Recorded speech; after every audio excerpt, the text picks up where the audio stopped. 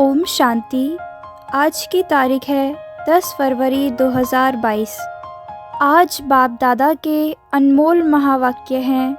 मीठे बच्चे, बाप को जानी जाननहार भल कहते हैं, परंतु हर एक को अपना समाचार जरूर देना है।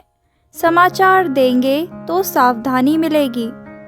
बाबा का प्रश्न है आज, बेहद सृष्टि को स्वर्ग बनाना है, इसलिए सेंसिबल बच्चों का काम क्या है? उत्तर में कहा, हर एक का यथार्थ समाचार बाप को देना। बाप को ठीक समाचार देंगे तो बाप शिक्षा देंगे कि तुम्हारा में यह भूत है, इस कारण डिससर्विस होती है।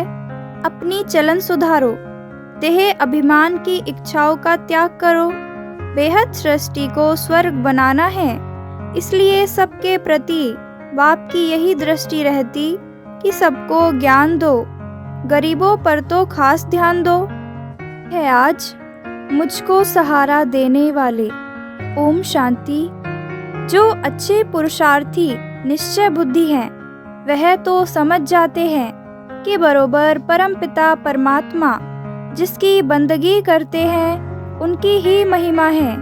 जो भी होकर जाते हैं उनकी महिमा गाते हैं।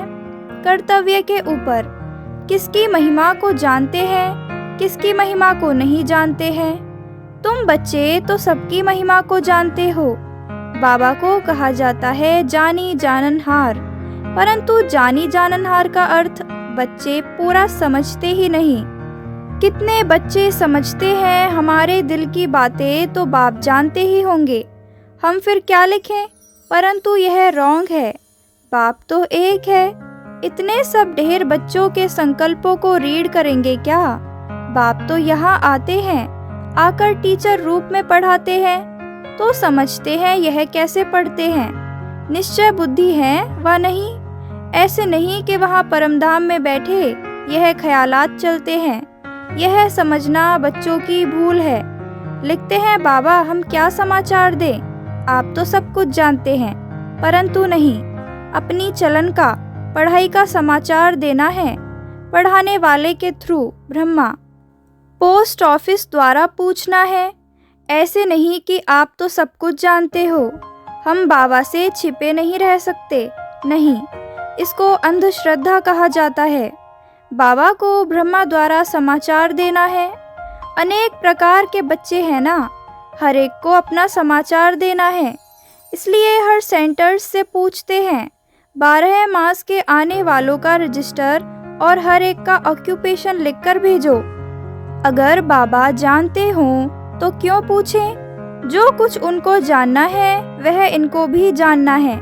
थ्रू तो इनके है ना, ट्रंक कॉल भी थ्रू होता है ना। ऑपरेटर को चाहिए तो सुन सकते हैं, परंतु मना है। चाहे तो सुन सकते हैं, उनके पास आवाज़ ठीक आता है। तो यहाँ भी हर एक को समाचार सुनाना है। बीच में किसको पता नहीं पड़ता तो फिर बीके के मुकर्रर हैं समाचार देने के लिए। जो ज्ञान में परिपक्व अनन्य बच्चे हैं, उन्हों का काम है पूरा समाचार देना। हर एक को कारखाने का समाचार देना है। जो सेंसिबल बच्चे हैं वह लिखते भी हैं, बाबा फिर शिक्षा देंगे, नहीं तो चाल सुधरेगी नहीं। पूरा गुण धारण नहीं करते। देह अभिमान बहुत है, इच्छाएं बहुत हैं, देह अहंकारी की। सेंसिबल बच्चे झट समाचार देते हैं कि यह कारण है जो डिससर्विस होती है। बाबा सावधानी देंगे, यह भूत है, निकालो, नहीं तो पद भ्रष्ट हो जाएगा। बाबा है बेहद सृष्टि को स्वर्ग बनाने वाला। सबके लिए यह दृष्टि रहती है तो इनको उठाएं। गरीबों पर खास ध्यान जाता रहता है। दान हमेशा गरीबों को किया जाता है। गरीब ही निमित्त बने हुए हैं। राजाई स्थापन हो रही है, प्रजा तो बहुत होती है। ब्रिटिश गवर्नमेंट भी तो बड़ौदा, ग्वालियर आदि के जो राजाएं थे, एक राजा रानी, वजीर और बाकी प्रजा थी। कोई को 20 लाख प्रजा, कोई को 30 लाख प्रजा नंबरवार थी। तो दरबार में सब राजाओं को बुलाते थे। दरबार भी नंबरवार बैठती थी। महाराजाओं की लाइन अलग, राजाओं की अलग, राय बहादुर, राय साहेब आदि आदि बहुत टाइटल वाले होते हैं नंबरवार। यह भी ऐसे ही है। ऊंचे ते ऊंचा बाप, उनका तो सबको रिगार्ड रखना है। बाप ही आकर कल्प कल्प भारत को हेवन बनाते हैं। भारतवासी बाप को गाली देने लग पड़ते हैं। सतो प्रधान से सतो रजो तमो में गिरना ही है जरूर। तो ऊंचे ते ऊंचा है भगवान, फिर उनसे ताल्लुक रखने वाले हैं ब्रह्मा विष्णु शंकर। सूक्ष्म वतनवासी, झाड़ का तो पता होना चाहिए ना। बाप को ही इस झाड़ का नॉलेजफुल कहा जाता है और कोई में भी नॉलेज नहीं है। तो ऊंचे ते ऊंचा बाप, फिर ब्रह्मा विष्णु शंकर, फिर प्रजापिता ब्रह्मा और जगदम्बा। मात पिता मशहूर हैं। जगदम्बा सरस्वती है ब्रह्मा की बेटी। उनका भी एक नाम होना चाहिए। कोई अम्बा कहते, कोई काली कहते, कोई सरस्वती कहते, बहुत नाम रखे हुए हैं। यह है प्रजापिता ब्रह्मा और फिर बी के सरस्वती। दिखाते भी हैं सरस्वती के पास सितार है। पहले पहले मुख्य है गॉडेज ऑफ नॉलेज। जैसे इनको ज्ञान की मुरली दी है, उनको फिर सितार दी है। पहले पहले मुख्य गॉडेज ऑफ नॉलेज है सरस्वती जगदम्बा। कौन सी नॉलेज? राजयोग की। इनको किसने दी? ज्ञान सागर ने। ज्ञान सागर बाप से यह ब्रह्मा भी सीखा तो बच्चे भी सीखे। वह फिर ज्ञान ज्ञानेश्वरी से राजराजेश्वरी बनती है। तत्त्वम लक्ष्मी नारायण अकेले थोड़े ही होंगे, यह राजाई स्थापन हो रही है। कितने ब्राह्मण ब्राह्मणियां हैं, पढ़ रहे हैं, जो फिर पूज्य राजा रानी बनेंगे। फिर सतो प्रधान से सतो में आते 2 कला कम, फिर रजो तमो में आकर पूज्य से पुजारी बन जाते हैं। आपे ही हम सो पूज्य थे, आपे ही हम सो पुजारी बने हैं। यह परमात्मा के लिए नहीं गाएंगे। वह कैसे पुजारी होगा? हम रजो तमो में आकर पुजारी बने हैं। बाबा ने समझाया है, वास्तव में धर्म शास्त्र हैं ही 4। मुख्य है श्रीमद् भगवद गीता, माई बाप, बाकी हैं उनके बच्चे, इस्लामी बौद्धि आदि धर्म वाले। ऊंच ते ऊंच है गीता, फिर इस्लामियों का शास्त्र है। धर्म स्थापना के मुख्य शास्त्र यह हैं। पहले पहले देवी देवता धर्म, उनका शास्त्र है गीता। उनका सरमोनाइजर है परमपिता परमात्मा, वही ज्ञान सागर है। जरूर उनको ऊंच रखना चाहिए। बाकी हुई बिरादरियां, देवी देवताओं की है मुख्य बिरादरी, फिर इस्लामियों की, बौद्धियों की बिरादरी। ऊंचे ते ऊंचा तो एक बाप ठहरा। रिलीजियस कॉन्फ्रेंस में पहले तो ऊंचे ते ऊंच चाहिए। वह धर्म प्राय लोप हो गया है, जो फिर अभी स्थापन हो रहा है। स्थापन करने वाला है परम पिता परमात्मा। वह तो निराकार है। हाँ, ब्रह्मा द्वारा कर रहे हैं। गाया हुआ भी है परम पिता परमात्मा ने ब्रह्मा द्वारा ब्राह्मण रचे। ऐसे नहीं कहेंगे कि कृष्ण ने ब्रह्मा द्वारा ब्राह्मण रचे। परम पिता परमात्मा ने ब्रह्मा मुख द्वारा ब्राह्मण रचे। फिर वही ब्राह्मण सूर्यवंशी और चंद्रवंशी बनते हैं। तो सूर्यवंशी चंद्रवंशी धर्म की स्थापना हो रही है।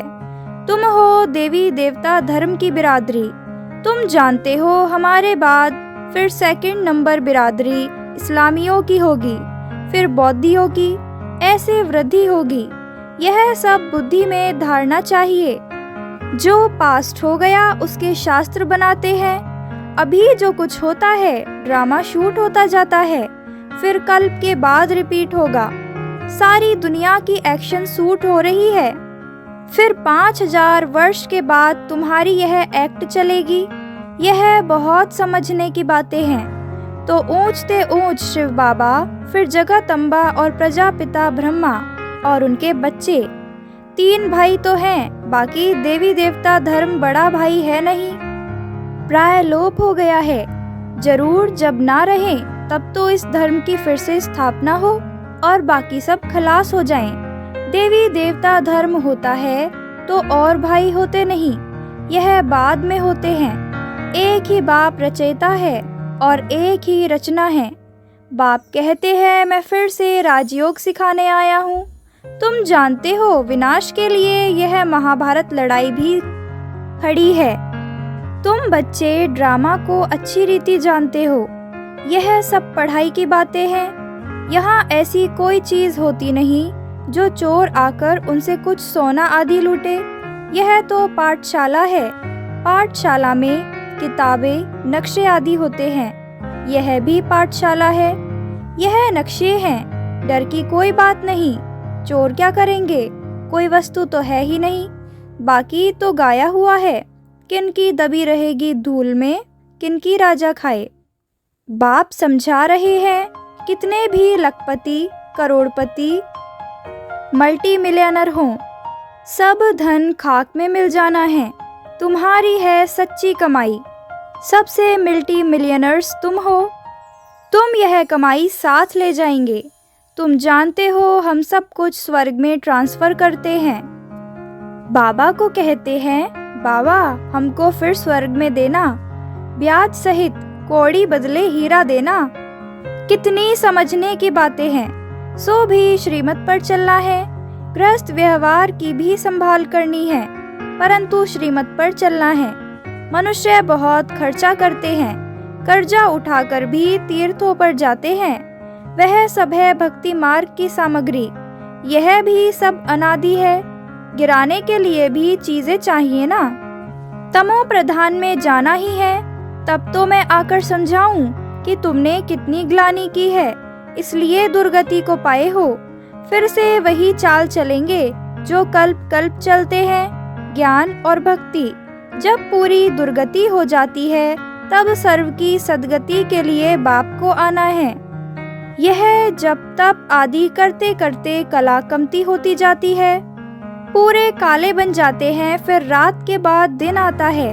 यह सारा ड्रामा बुद्धि में रहना चाहिए। मनुष्य जो ज्ञान नहीं उठाते वह तो सिर्फ देखकर ही वाह वाह करते हैं। बाहर गए और खलास। इतनी प्रदर्शनी हुई, एक भी निश्चय नहीं हुआ। भल आते हैं समझने के लिए, परंतु निश्चय बुद्धि एक भी नहीं। माया पूरा निश्चय में ठहरने नहीं देती। जैसे बांधेली गोपिकाएं, कुमारियां घर बैठ लिखती हैं, बाबा हम तो आपके हो गए, आपको जान लिया है, हम आपके ही हैं। मर जाऊंगी कब शादी नहीं करूंगी, बंधन के कारण आ नहीं सकती हूँ। थोड़ी ही चटक लगने से कैसे निकल पड़ती है। और कोई के साथ 10-20 वर्ष माथा मारो तो भी समझते नहीं। यह तो बाबा 21 जन्मों का प्राण दान देते हैं, काल पर विजय पहनाते हैं। वहाँ अकाले मृत्यु कभी होता नहीं। तो कितना बाबा की श्रीमत पर चलना चाहिए, दान देना है, औरों का भी जीवन हीरे जैसा बनाना है। भल अपनी अपनी तकदीर है, तो भी मुरली तो जरूर पढ़नी चाहिए। मुरली तो कहाँ से भी मिल सकती है। एक दिन बहुत भाषाओं में मुरली निकलेगी। अच्छा, मीठे मीठे सिकेले दे बच्चों प्रति मात पिता बाप दादा का याद प्यार और गुड मॉर्निंग। रूहानी बाप की रूहानी बच्चों को नमस्ते। हम रूहानी बच्चों की रूहानी मात पिता बाप दादा को याद प्यार, गुड मॉर्निंग, नमस्ते नमस्ते नमस्ते। धारणा के लिए मुख्य सार है। फर्स्ट पॉइंट, स्वयं की उन्नति के लिए अपनी चलन और पढ़ाई का सच्चा सच्चा समाचार बाप को देना है। अपनी और सर्व की जीवन हीरे जैसी बनानी है। सेकंड है, गृहस्थ व्यवहार की संभाल करते श्रीमत पर पूरा चलना है। समझदार बन अपना सब कुछ स्वर्ग के लिए ट्रांसफर कर देना है। बाबा ने आज वरदान दिया, बाप की छत्र छाया के नीचे सदा सेफ्टी का अनुभव करने वाले सर्व आकर्षण मुक्त भव। बाप की छत्र छाया के नीचे सदा सेफ्टी का अनुभव करने वाले सर्व आकर्षण मुक्त भव। जैसे स्थूल दुनिया में धूप व बारिश से चलने के लिए छत्र छाया का आधार लेते हैं, वह है स्थूल छत्र छाया, और यह है बाप की छत्र छाया जो आत्मा को हर समय सेफ रखती है। उसे कोई भी आकर्षण अपनी ओर आकर्षित कर नहीं सकती। दिल से बाबा कहा और सेफ, चाहे कैसी भी परिस्थिति आ जाए।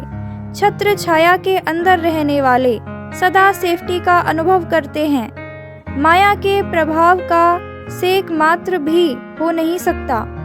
आज का स्लोगन है, ऐसे स्वराज्य अधिकारी बनो जो अधीनता समाप्त हो जाए। ऐसे स्वराज्य अधिकारी बनो जो अधीनता समाप्त हो जाए। ओम शांति। रोज मुरली सुनने के लिए सब्सक्राइब करें और बेल आइकन को प्रेस करें।